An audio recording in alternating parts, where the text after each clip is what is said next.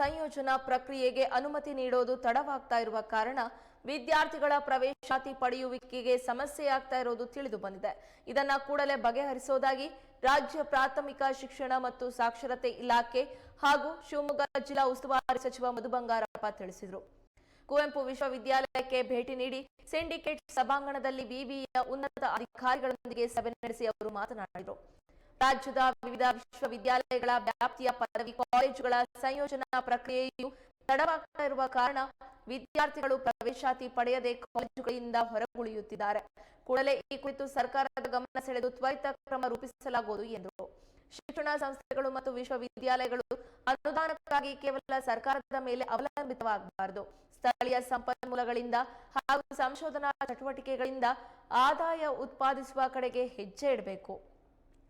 CSR ನಿಧಿ, ಹಳೆಯ ವಿದ್ಯಾರ್ಥಿಗಳ ಸಂಘಗಳ ಕೊಡುಗೆಗೆ ಗಮನ ನೀಡಬೇಕು. ಪ್ರತಿ ಅರ್ಹ ವಿಶ್ವವಿದ್ಯಾಲಯವು ಮತ್ತೆ ದೂರ ಶಿಕ್ಷಣ ಕೋರ್ಸ್ಗಳನ್ನು ನಡೆಸುವ ಸಾಧ್ಯತೆಗಳನ್ನು ಸಮಾನ ಅವಕಾಶ ನೀಡುವ ಆಯ್ಕೆಗಳನ್ನು ಪರಿಶೀಲಿಸಲಾಗುವುದು. ಇದಕ್ಕೆ ಯುಜಿಸಿ ಮತ್ತು ದೂರ ಶಿಕ್ಷಣ ಮಂಡಳಿಯ ತಕರಾರು ಇಲ್ಲ.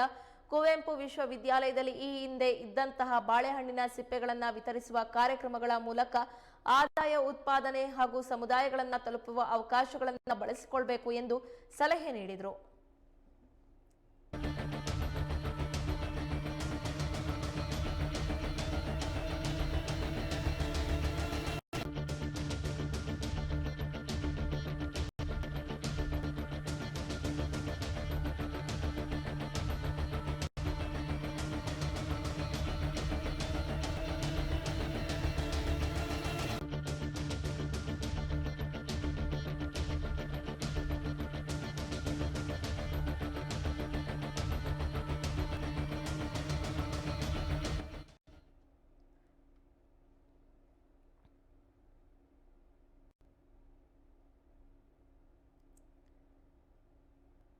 ರಾಜ್ಯ ಪ್ರಾಥಮಿಕ ಶಿಕ್ಷಣ ಹಾಗೂ ಸಾಕ್ಷರತಾ ಇಲಾಖೆ ಹಾಗೂ ಶಿವಮೊಗ್ಗ ಜಿಲ್ಲಾ ಉಸ್ತುವಾರಿ ಸಚಿವ ಮಧು ಬಂಗಾರಪ್ಪ ಇಂದು ಕುವೆಂಪು ವಿಶ್ವವಿದ್ಯಾಲಯಕ್ಕೆ ಭೇಟಿ ನೀಡಿ ಸಿಂಡಿಕೇಟ್ ಸಭಾಂಗಣದಲ್ಲಿ ವಿಶ್ವವಿದ್ಯಾಲಯದ ಉನ್ನತ ಅಧಿಕಾರಿಗಳೊಂದಿಗೆ ಸಭೆ ನಡೆಸಿ ಅವರು ಮಾತನಾಡಿದರು.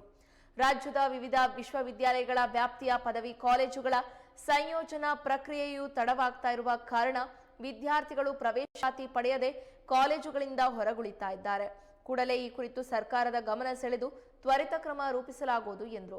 ಶಿಕ್ಷಣ ಸಂಸ್ಥೆಗಳು ಮತ್ತು ವಿಶ್ವವಿದ್ಯಾಲಯಗಳು ಅನುದಾನಕ್ಕಾಗಿ ಕೇವಲ ಸರ್ಕಾರದ ಮೇಲೆ ಅವಲಂಬಿತವಾಗಬಾರದು. ಸ್ಥಳೀಯ ಸಂಪನ್ಮೂಲಗಳಿಂದ ಹಾಗೂ ಸಂಶೋಧನಾ ಚಟುವಟಿಕೆಗಳಿಂದ ಆದಾಯ ಉತ್ಪಾದಿಸುವ ಕಡೆಗೆ ಹೆಜ್ಜೆ ಇಡಬೇಕು. ಸಿಎಸ್ಆರ್ ನಿಧಿ, ಹಳೆಯ ವಿದ್ಯಾರ್ಥಿಗಳ ಸಂಘಗಳ ಕೊಡುಗೆಗೆ ಗಮನ ನೀಡಬೇಕು.